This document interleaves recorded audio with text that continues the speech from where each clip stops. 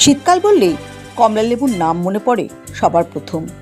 একটি যেন অপরটির পরিপূরক।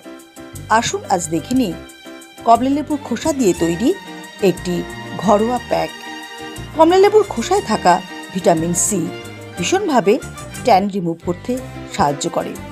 কমলা লেবুর খোসাটি একটু দুধ দিয়ে প্রথমে ভালো করে পেস্ট করে নিতে হবে।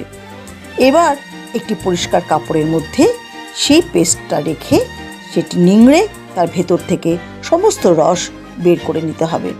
এইভাবে আস্তে আস্তে সমস্ত রস যখন বেরিয়ে যাবে তখন তার মধ্যে মেশাতে হবে মধু। মধু ভীষণ ভালো ময়েশ্চারাইজার। মধু ত্বককে নরম করে, উজ্জ্বল করে। তার সাথে মেশাতে হবে অর্গানিক হলুদ। এমনি হলুদ মেশালে বা কাঁচা হলুদ মেশালেও একই কাজ দেবে। হলুদ ভীষণভাবে ত্বককে ট্যান রিমুভ করতে সাহায্য করে। হলুদ, মধু এবং কমলা লেবুর রস, দুধ সবকটাই ট্যান রিমুভার।